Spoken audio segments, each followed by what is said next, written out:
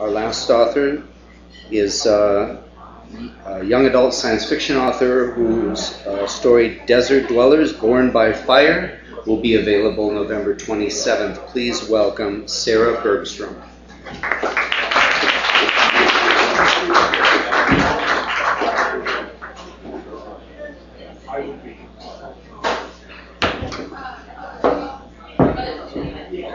Put it down a little.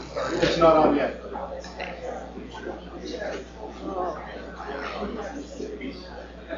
Might need that flashlight. You need it? No, I think I'll be good. Thank you. I want to echo thank you, Conrad, to the restaurant for this opportunity. This is the first of a trilogy, and the trilogy was based on a book that my oldest son and I wrote together about 6 years ago, so it's been fun getting to this. This is from chapter 1. It was not one of her better moments, but then again, she did have a point. Why won't you let me compete in the race? Everybody else who wants to race gets to, why not me? Kate Rhea glared at her mother, dark eyes determined. She was usually an obedient daughter. She did what she was told for the most part, and didn't argue much.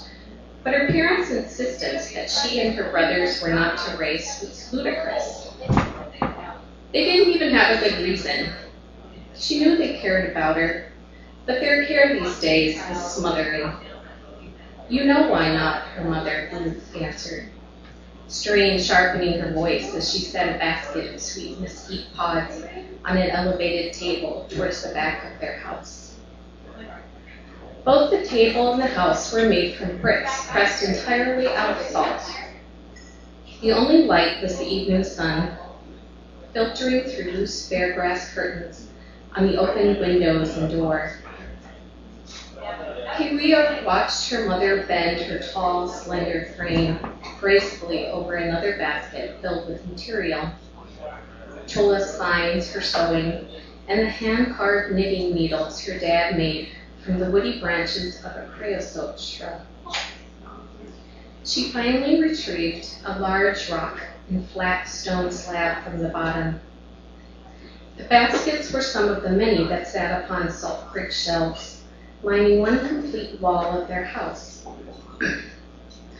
Kiria found it difficult to reach the topmost ones. She'd always assumed she'd reach her mother's height, but she hadn't grown in 2 years and was giving up hope of ever passing her present 5 feet 3 inches. In her eyes, this was most unfair. If her hips were the size of her mother's, her height may as well be too. She frequently wished she took after her mom instead of her dad. You're so lucky.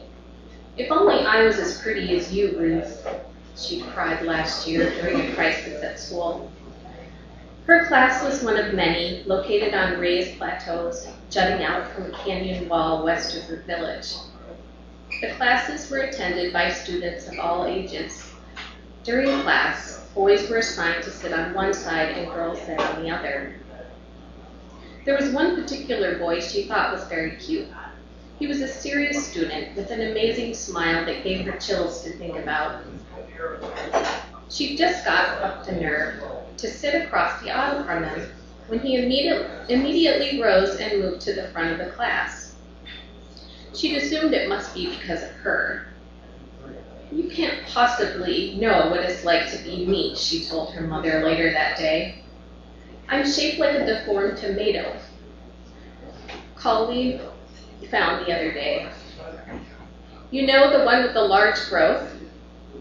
You're not shaped like a deformed tomato, Kiria, her mom's lips expressed a smile. But she'd been unable to hold back a giggle, swiftly clearing her throat to hide her mistake.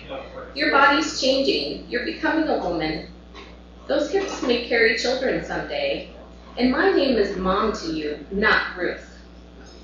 I don't want maternal hips, Kiria wailed. I want to be proportional. Proportional? What's that? Where do you come up with this stuff, honey? I don't know, Kaylee said and shrugged. Your friends are talking, aren't they? Does it really matter? All that matters is I'm misshapen. For what it's worth, you're one of the most beautiful women I know, Kaylee. You would say that. You're my mother.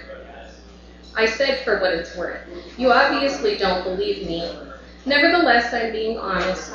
You don't realize your own beauty. Your body's just gone through some changes and you're not used to them yet. Your brown hair is soft and shiny. Your eyes are like obsidian stones. Your skin is full of acne, Kaylee interrupted. Looks like gold when it shines in the light, her mother added. Kaylee groaned theatrically.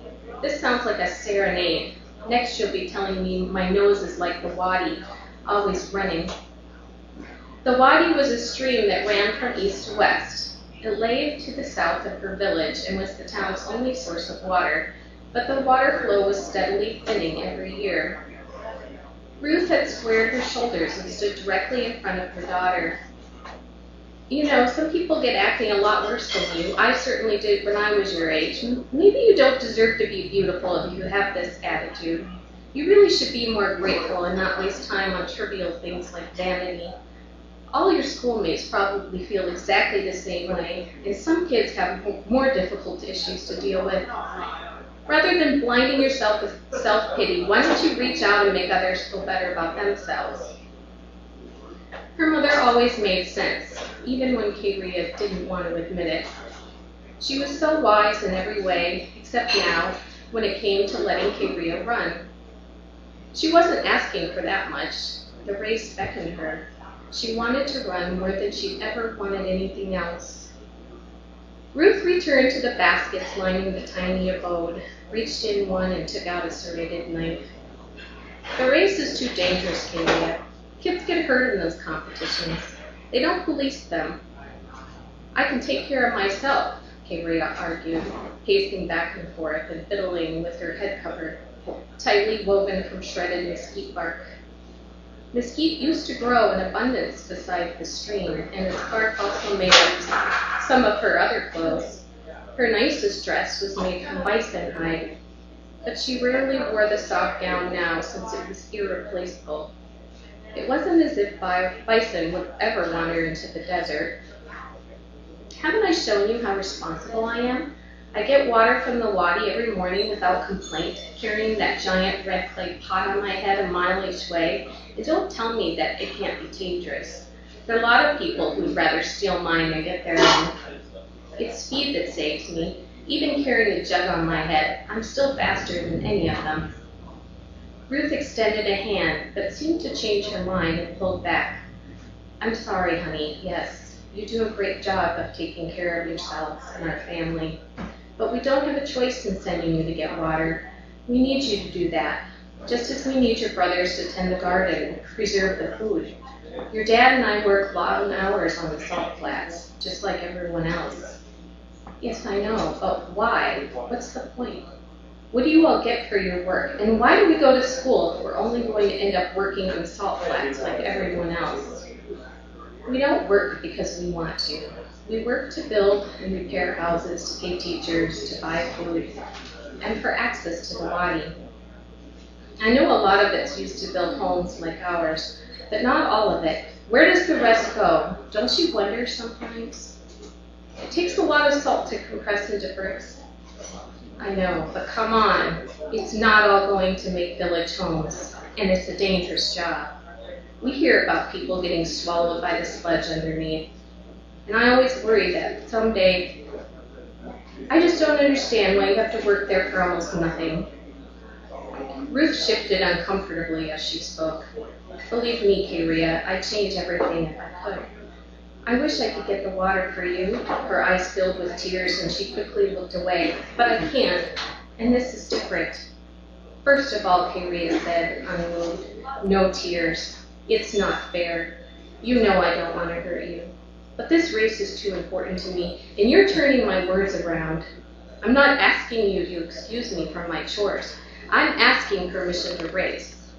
I can't see how that's any more dangerous than getting water. How do you explain the difference?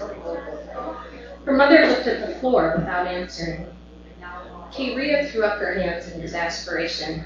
They always did this. Whenever she made a reasonable request, her parents made it sound as if she were asking for something else. Well, it wouldn't work this time. Her oldest brother had given up arguing for permission long ago, but she was determined. Her dad ducked into the bare grass doorway of their one-room home and circled left around turkey feather bedding and cattail pillows piled on top of sleeping mats her mother had made by plaiting the long, skinny leaves of the so-tall plant. He approached his wife from behind as she prepared to grind sweet mesquite pods and dry corn. "Did you make quinoa?" he asked, and smiled when she nodded, moving closer to wrap his arms around her waist from behind. "Delicious. That's my favorite." He stood a few inches shorter than her mother, but his frame was thick with muscle. When the nights drew in, they often lit candles to do their work by. Candles Rhea made from the pulp of prickly pear fruits.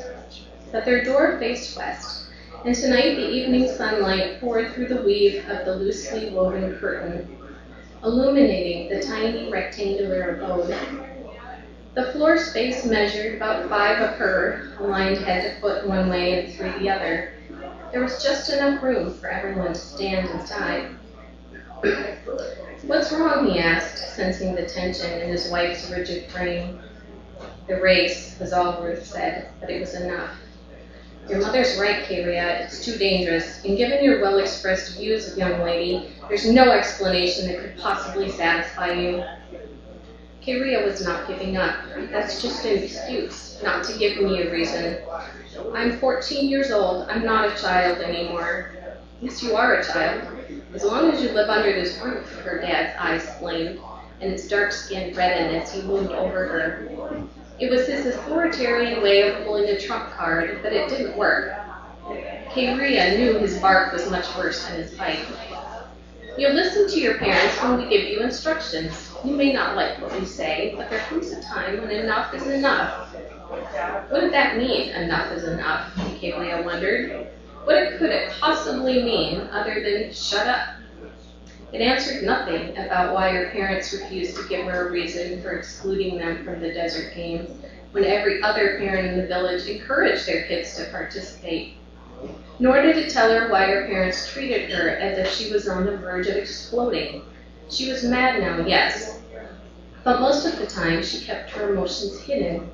It sometimes felt as if her mom was almost afraid of her, of what she might do.